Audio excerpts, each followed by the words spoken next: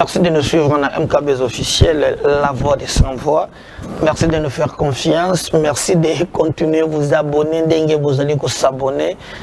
Merci. Moi, ils allaient convenir, ils allaient merci. Et merci à Baïgnon, vous allez partager la vidéo na biso. Parce que c'est grâce à vous que la vidéo na biso, ils allaient Tambolaka. Merci, c'est grâce à vous. Merci encore, Nabaye, vous allez s'abonner. Vous allez s'abonner. Nanzela Nabino, Bato Bazali, qu'on découvre que chaîne Abissezo Mata. Baope Bazali ko like. Merci parce que namoni bo sala que lobi na vidéo lobi bo et maki yango moi mingi ko leka ba vidéo musus. Ndeko ba bisinga président za mala muteta tozota la vidéo senga ka bato musupe ba s'abonner na senga kibino moi ndambu ba s'abonner mais ça ne vous coûte rien en regardant les vidéos liker yango ça nous fera du bien. Et merci aussi na baye bazo laisser commentaire. Mais comme on a eu ça toujours qu'on a besoin dans ce qu'on fait la contribution nayo. Makambo ebele tokolobela lelo bande konangai la République des voleurs. Même ata IGF alobi azo kanga. Mais ba oyo baza ba teti na moyibi ba kozonga kasimate. Boyo kibino moko qui n'a projet tilé je le sous 13 millions et vu ma papou 13 millions yango ba projet ezalaka initier la présidence yango bungi sakaka misolo 13 millions loala bakuna IGF a sali ba révélation 220 000 22 millions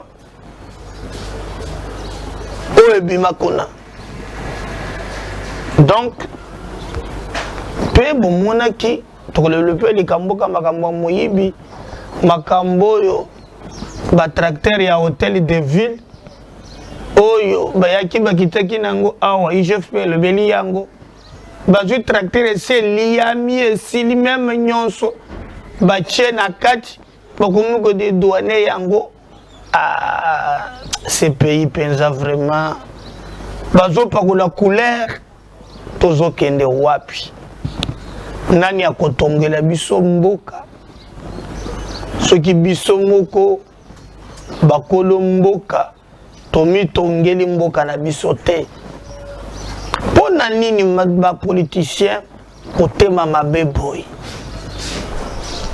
Voilà un peu mon tir il y a émission Nabiso ya Lelo.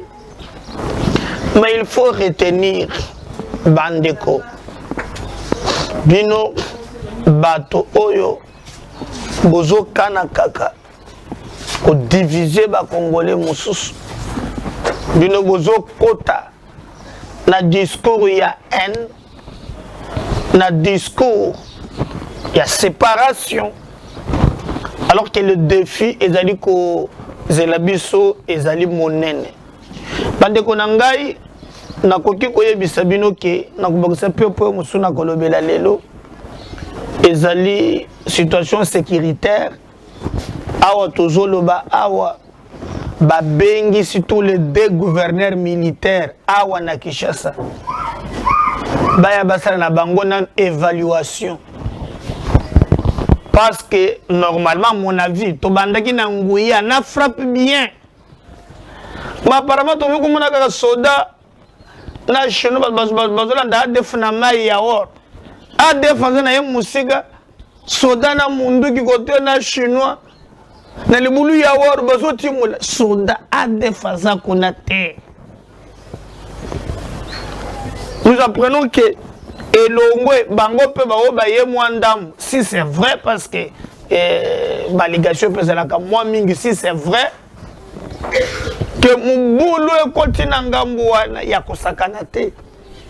Quel est piège nazalaki na mutu moko azo ebisanga ke bazalaki na Joseph Kabila Alors, Kabila, ce n'est pas Nathanaye, Batobaye Bissaye, et Sengeli, va décréter état de siège. À l'époque, Kabila Boyaki. Alors, il n'a pas compris pourquoi Kabila Boyaki. Mais après, il a vu que Kabila Zaki n'a raison. Pour Nani, selon lui à lobby, combat wana eza combat moko classique te. Eza combat batu babimaka, batu bazaboy. Ceux qui te bandent ko bakisa. Ba mikolo. Oh, toi broger 15, to bakisi 30, to bakisi. To ko sotoka ke bitumba. Et que c'est la paix et que la population a kobaluke la biso. A comprendre que c'est comme si biso tozali na sima makambouane. Bande konangai, la volonté du président de la République pour mettre fin na likambouana et yebani. Mais lorsque nous regardons comment bande koana bazali ko se comporter, ils ont pensé biso mawa.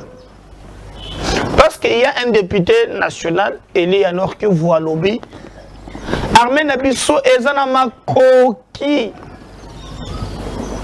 Il y a Kosala Moussala. Mais notre armée est infiltrée. Alors, si notre armée est infiltrée, même le président Yamoko Yakia Wana Goma Wana tenir point de presse. Alors, ce qui se passe dans l'armée est grave. Il est le commandant des forces armées. Il est le commandant suprême. Nous avons vu dernièrement à Missi, à Kiti, qu'on a trouvé ton sou à Kiti. Attends, c'est une peu ma gamou sous ya Missi. À Kita Kikuna. Mais il y a différents rapports. Oh, il y a un rapport, il y a un il y a un bien té. Il y a un expert des Nations Unies. Congo y a mis ces alakanakati. Je n'ai pas compris comment m'attaquer moi j'ai sécurité, je détiens mais surtout les rapports vraiment loba vraiment rapport. Il a été même suspendu. Nata ya Kabila. Mais il a été même suspendu. Il a été même suspendu. Alors quand maintenant mafia va armée wan pour le armée n'a besoin qu'on gagner guerre. Mais mafia est ce que ba besoin ba mafia wan soda mulongo akomi ko landa pe ya oyo ba konzi na bango. Alors ba bengi bango na Kinshasa parce que n'a pas par exemple Talakaka Amis nous apprenons c'est lui qui a dit que c'est Frédéric Kitenge. Quand on a makambu avec club out. Bon. Oh, ba joueur mingi. Oh, il y a l'équipe président. Mais il y a à peu près 15 joueurs. Il y a une équipe comme Mbengo Wanat. Ils ont déjà combo. Celui qui négocie. Moi, si naye. Na CCAwa. On a qu'à côté Kabango. Et bah, tu as massé, mais bah, kamwe. L'équipe Mobimba. Bah, kopé betama nase. Et vous makambu ya libota. Bon, je vais être honnête. Parce que football, ce qui a son bac qui va jouer naïe. Ce qui a son bac qui joueur naïe, denga zalaka na vita. Ce qui a son bac qui va jouer naïe. Je crois qu'il a les droits à côté Kabango. Mais ce qui étonne Batozali, l'olenge nini ebimili sous qui ye kaka nanzela ya mwasi na ye akomi ko gérer vita. Donc on voit que mulimu ya business partout. Partout. Ah parce que ba goye ah ba ko sala ni. Ba ko zonga les sous-souté. Ba ko tika wa libela tous les deux gouverneurs militaires. Ba bengi bango ah. Ba na Kinshasa. Donc, je suis un peu content là, affairisme, les anabani. Qui bien. Et puis, moi, ce qui m'étonne, nous avons monité balancer quand même opération. Il y a des opérations. Mais opération quand même minene, attends, mi-balé. Opération envergure. Au talibo et au lobby, non, non, non, non, non, non, non. Ils allaient malade. Exact. Non, tout le monde opération envergure en côté. Alors, na Kinshasa, la Ndamba, Johnny Luboya, na ba mususu, bengi bango na Kinshasa, ko évaluer bango, que sur demande de hiérarchie. N'oubliez pas aussi que même l'Assemblée nationale, comment qui na kanda, bengi bako proroger ngo le sous-souté, ya souk awezala kita kita, député installé sur le libanda, après ko zonga. Et armée ne s'engage pas à malamu parce que tant que on a déjà battu ya mazembe mon évité pourquoi Frédéric qui t'enguepe hein a principé sangwana oh moi c'est ya misi mon tangoma na ba joueur nyon sur la CSA mon dans négocier azote ka bango bon so ga tchaki mbongo na ya ta asobi problème exact mais il est comme ça va tous aller pour na partout même d'abord ba rapport moko o ba dans makambo ya ba forêt ba zutanga bango kaka na kati ya ba global witness ozomana et moi ce qui m'a étonné même en attendant du Bokonzi à Kabila il n'a pas eu honte il a dynamisé sur Batukeno na 20 club il a mis 10 millions de dollars. Moi je pense que c'est quelqu'un qui va faire une enquête pour à côté de 10 millions de dollars. Soda, salaire, ils ont combien? Ce qui est copté. Alors, donc, biso, c'est le cas de Zembe lobby. Comme ce qui est mais ce qui est moi, ce qui m'étonne, c'est le lenge. Oyo bango moko ba lobeli yango et talibé bango moko le plus important pour nous c'est le Congo gagne bande konangai to sukeli wana te mais il faut tout entamer quand même deuxième dossier qui nous fait très mal très mal makambo yo ya moyibi Chile jaloux, le problème na yango Chile jelouana ezali au moins na 10 millions de dollars. Mais nous apprenons que au lieu de 10 millions, au bon il mataki 13 millions, 3 millions et mi botaki te utaki wapi. Chile nous a un programme au président de la République a lancé qui a c'est les province boy na boy. Et puis balancer un programme en kaka tant gouvernement a expédié ba faire courante.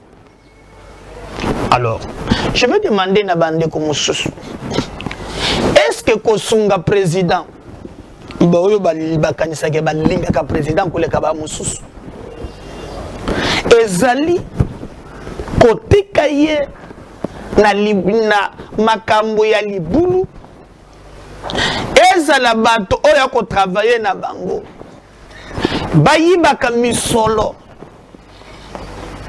boganga kaka beton ou bien c'est koyebisa ye ke monsieur le président Baye mususu ozala bango c'est les mêmes méthodes de accompagner nango Kabila tina libulu Kabila tikale bango bakatisi baye na union sacrée oza pe na bango na même méthode oyo kosala ke peuple atomboka. Lorsqu'on parle toujours de détournement des millions dans un pays où la population vit avec moins $1 par jour bande konangai soki oke na kelasi otangi okomona bakoye biso toujours que le Congo est un scandale géologique. Le Congo est un scandale géologique. toza na diamant, toza na or, toza na cobalt, toza. Mais lorsque ozoya na mboko bazo tangela yo kitawana, otali situation ya moyimboka wana, okotangisa ya miso. Un pays où, même en pleine capitale, courant français botama délestage. Transport, bamboka musu ba développer lelo, transport comment na comment le facile. Si vous venez ici au commune à Barebit, au commune par exemple à partir de 18h, au talalo lenge zali bato kinga san ba musu bezo sauter basi ba kumbakar ba kunoka la karaté sport comme entre mbali na lipeka papa à côté na fenêtre à côté na kati. Mais n'en parlons pas. Oyo qui dans le scandale géologique, les Congo c'est un scandale. Tous en aboyé, tous un pays riche. Richesse on ne profite à kana banane.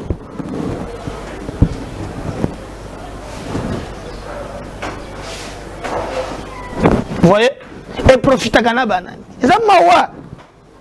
Ezamawa. Richesse on ne profite à kana banane. Et ça, ça la passe. Nous apprenons que 13 millions, on te bungi. Dans 13 millions, il y a Chile Gelou. Bazotanga des sociétés. Société Liboso Ezali, OVD. OVD, bande konangai. OVD, on a makambope ya 100 jours ya Kabila. Nani ya kote lango kutu, boloko Benjamin Wenga. À côté là qui yango boloko OVD parmi bato oyo bazwaki musolo selon ba information tozana yango mais quoi bazala bato français milai ba meki vraiment comme mikanda milai pour na koloba que non ce n'est pas nous projet wana ezala ki biso tozo zombongo te. Ils ont qui banque moko a préfinancé yango et après préfinancement na yango mbongo koleka na OVDT moyen de tourner zate et comme si ko justification moi le détournement et ezali vraiment kotalisama en dehors il y a OVD ba je crois que tumba so c'est no mutu boko azawana kona bango balobi bango bamoni mbongo te mbongo ezobima na circuit moko bo circuit wana nde soki ekomi kuna eleki ebeti ekiti mbo nalobi bino bozu te mais ekei wapi andere ya OVD on nous parle ya Foner pe baza pe na kati Foner nano ba réagir te. Mais maintenant, lorsque Mbongo ezobim et que le président lance Misala, très bien, Acheba, premier pain, a posé premier pierre. À la fin, nous sommes de l'autre côté. Nous c'est que ça malam. Maintenant, c'est cette façon-là que Bolingi Félix. Et ça Sony. Sony. C'est regrettable. C'est regrettable. Kolinga Mokonzina, ceux qui vraiment vous avez collaborateur, vous avez vraiment battu le président, beaucoup ça là que résultat et mon anaka avant. Bon et mon anaka avant. OVD, Foner. Ba owana mbongo ya Chile Gelou elimwe na mbongo wana bazolo bakela 13 millions mutolobi kutu ezali na banquette moko chef peut amener sur ce dossier. Il a même interdit à lobby faut ba mona clair ba code de caisse lisusu ba misolote pour na projet wana le projet wana za sous clarté ba mécanisme ko tia misolo kunate. Nous resterons en Mboka où 6 personnes 10 personnes dans la capacité il y a ko yibaka dani ba yibaka jamais $10 ba yibaka jamais même 100 000, toujours en termes de millions. Alors, qu'est-ce qui va se passer?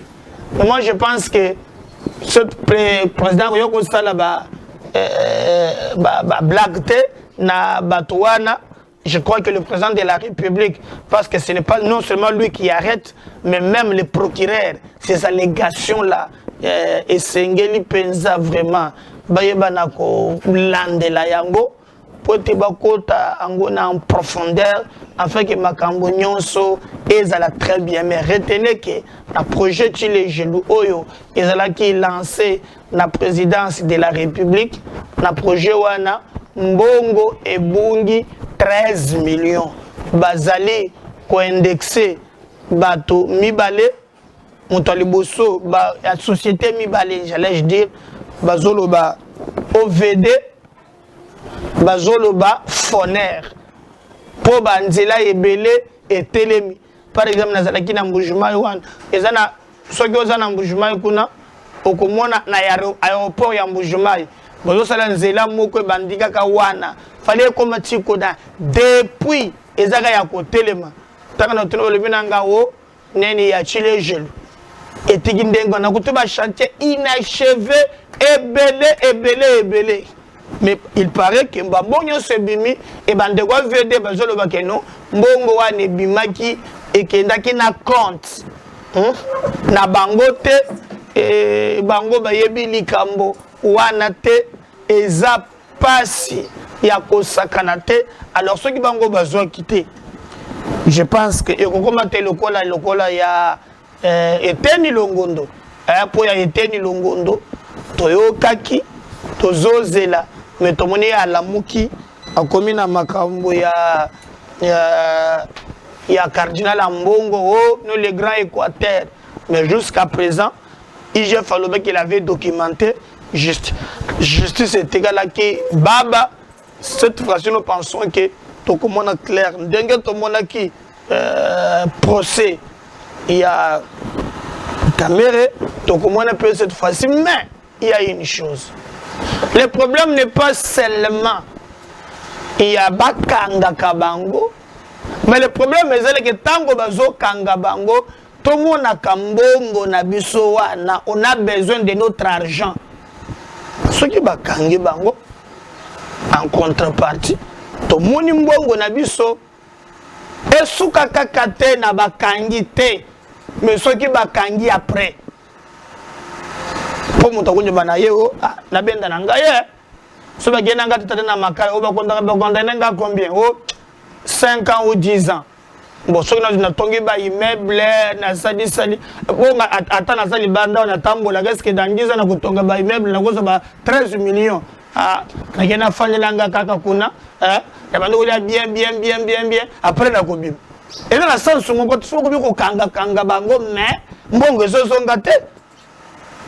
Donc, on va voir qu'il y a Kanga Bango, et exemple, mais surtout, Mbongo Nabiso, Batu Balinga Moyebi, Nanou Namonate.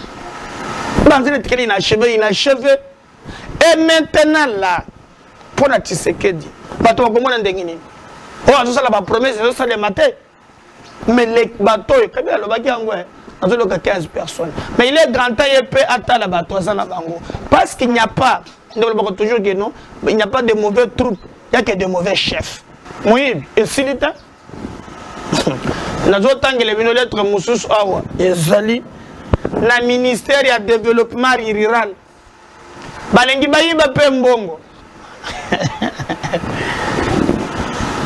Dans un Muganda, il y a IGF, je vais vous le lire.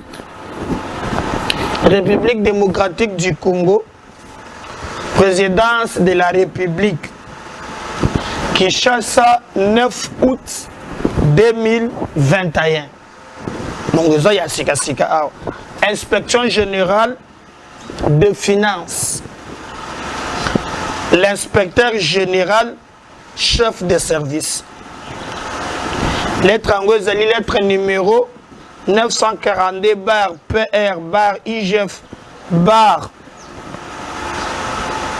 IGF CC bar GK-NMM-2021 transmis pour copier information à Monsieur le Président de la République, chef de l'État, avec l'assurance de mes hommages le plus déférents. Palais de la Nation. Son Excellence, Monsieur le Premier ministre, chef du gouvernement, avec l'expression de ma très haute considération, hôtel du gouvernement. Son Excellence, Monsieur le directeur du cabinet chef de l'État. Son Excellence, Monsieur le ministre du budget. Son Excellence, Monsieur le ministre des Finances. Son Excellence, Madame la vice-ministre des Finances. Monsieur l'inspecteur général des Finances, chef des services adjoints. Monsieur l'inspecteur général des Finances, coordonnateur. Monsieur l'inspecteur général des Finances, chef de brigade des dépenses publiques. Monsieur l'inspecteur général des Finances, chef de mission, Lukeni, Lunimi, tous à Kinshasa, Gombe. À son Excellence, Monsieur le ministre de la formation professionnelle et métier à Kinshasa, Gombe. Objet, tentative de détournement des deniers publics. Excellence, Madame la ministre.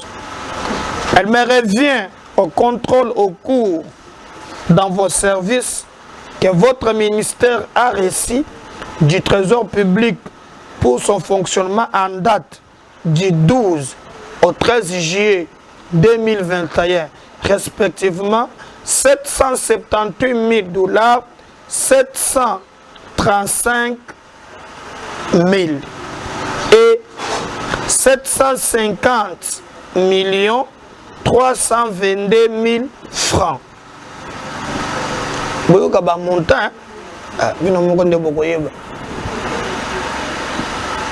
Tous ces fonds qui ont été mis à la disposition du bureau comptable public principal affecté à votre cabinet ont été aussitôt entièrement retirés par votre conseiller financier sur base d'une simple décharge sans aucun motif valable, ce qui constitue une tentative de détournement des deniers publics dans les chefs de votre conseiller financier, et c'est au sens de l'article 95 du décret 13-050 du 6 décembre 2013 portant règlement général sur la comptabilité publique qui dispose que les opérations de trésorerie sont exécutées exclusivement par les comptables publics. L'inspection générale des finances rappelle que toute personne qui s'arroge les prérogatives réservées par la loi, règlement au comptable public principal et réputé comptable du fait et paisible des sanctions pénales ou administratives en cas de manquement. Cela étant, dans le cadre de la bonne gouvernance, prônée par son Excellence, Monsieur le Président de la République, chef de l'État, ainsi que des impératifs de transparence dans la gestion des finances publiques, souhaités par le gouvernement de la République, je vous recommande de faire restituer auprès du comptable public principal code 0815 l'ensemble du fonds reçu, de vous conformer à la loi quant à cette utilisation. L'équipe de contrôle de l'inspection générale des finances qui est en mission auprès de votre ministère et qui me lie en copie est instruit pour faire respecter sans faille les dispositions légales. Veuillez agréer, Excellence, Madame le ministre, l'assurance de mes sentiments patriotiques à Lingeti Kei Gilles. Je crois que Binomoko Boyoki et Awa Lisusu Montango Ezali en dollars Ezali 778 000 $, 735 et 750 millions de francs 322 000 oyo pe mbongo yaki ministre atindi conseiller financier na ye akende kobenda yango tango bakei kobenda bakomi kotala balandela trace ezomonana te alors nde balobi peut-être kazwaki abombaki yango lokola vie ntambwe mwamba nanu na ndako alors ije façon ye akamata ozoka bamontalia ka ba million koto ya chilejelo ekei koto ya ministre ekei tozokende wapi esali pasi bandeko na ngai esali pasi donc soki même Kabila azalaka mabe mais tout le temps qu'il a géré voilà le système ya ba collaborateur bato bazalaki pembeni na musala bandaki kosala mboke ko développer ndenge nini yo za ministre vous na ba paiement vous na ba nyango tentative de détournement batindi mission kuna so mbongo ngo komona ba benga ngo tentative te madame la ministre na mboko oyo balobi oso toche basi ba ko gérer bien équipe na ngote bache mabunda na assemblée fo tala pe oyo fo na to meka quand même kolinga Congo na lobaka likambo wana les débats du Congo n'est pas na ba haine na ba discours ya séparation débat ya Congo ils allaient débat oyo ils allaient ko permettre biso pour to évoluer to kende musika afin que mboka na biso et bana ko gagner mais voilà un peu les situations les collègues mais ce qui wana te je vais vous laisser suivre encore mon temps oyo ebungi na Lualaba nana ka moi vidéo je crois que la moi minute muke kaka oyo bazali kolobela tolengeli ni mbongo ebungi na Lualaba kota Richard Muyej. Donc je crois que c'est parmi est-ce que yango bazuye awa ba bloquer awa tozoye bate mbongo pe na Lualaba ebungi mais bayi mbongo ngo ke bato ya passe ngobila je crois bolandaki la ville c'est là que manda ba tracteur est-ce que ça bato ya tindi nde ba kusuba ya mabe est-ce que ye moko ne peut pas confirmer mais j'ai fait le bien kolandela yango tracteur ya kadabande konangai je crois que bokolanda bilili wana bomona yango mais il j'ai fait tabler sur yango tel degré ya partout degré bokomi motema mabe. Est-ce que vous pouvez vous imaginer? Est-ce que vous pouvez vous imaginer que non mbongo ebimi hein et que kusuma ba matériel oyo esengeli penza vraiment esunga ba imboka poubelle les apparts tout makamuza ko bokende kuzo biloko ya boy nga na komi tuna soki bato vraiment bazaka bato po on a money non c'est grave. Suivez ces images. Oh benza agent hôtel de ville. Oyo agent hôtel de ville à Sombi. Oyo benza agent hôtel de ville. Yango oyo. Hein? Bilo pola boya hôtel de ville à Sombi. Acha on peut la conteneur bo dédouaner ngopé. Oh. Oyo penda biloko boy. Oyo penda biloko hôtel de ville à Sombi. Oyo. Oh, si la ligne tu t'as besoin makambo quoi? Oh, pena hôtel de ville à Sombi yango. Biloko oyo. Oyo penza. Les histoires vieillies comme ça. Oh. C'est quoi ça? C'est quoi ça? Papa, mon problème c'est le Congo. Le Congo. Oh, hôtel de ville à Sombi biloko boy. C'est le Congo, papa. Vous êtes Congolais, je suis Congolais. C'est mon argent. On va 4 impôts. Ça me dit ton problème, c'est quoi? Ça, vous voulez jouer avec les gens? Ça, c'est jouer avec tous les Congolais. Vous payez l'argent, vous escroquez l'argent de l'État comme ça. Nous revenons pour la clôturer na bon monde dans l'engenini bas politicien. So Ceux qui bazui bango, au moins nous, les ressortissants de Maïndom, les ressortissants de Routour, les ressortissants de Boinaboui. Mais regardez ceux qui écoutent la sorcellerie, Bota la binomoko, tracteur. Oh, yo pensa vraiment. Oh, tiens, na mboka na yo moko. Pourvu que yo zombongo. Et c'est comme ça qu'il a attend quand il m'a cambo. Il va dire qu'il va attendre. Mais on attend quand même. Ngana lobby, Batouana, Basamba kakate.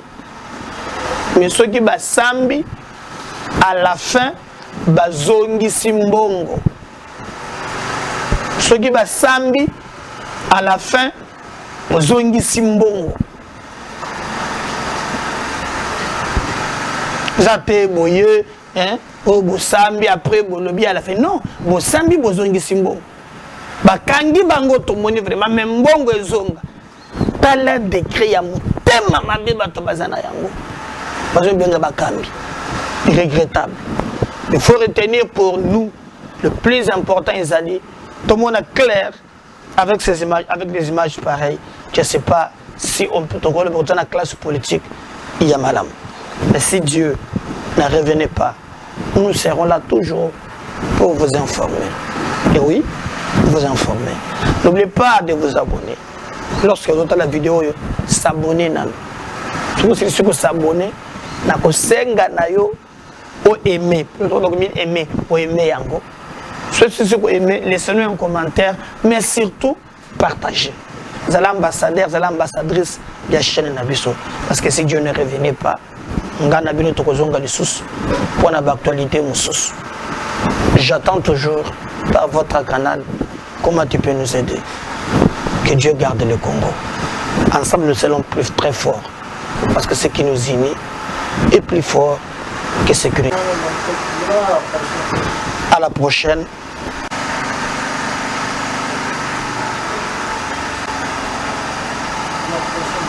À la prochaine.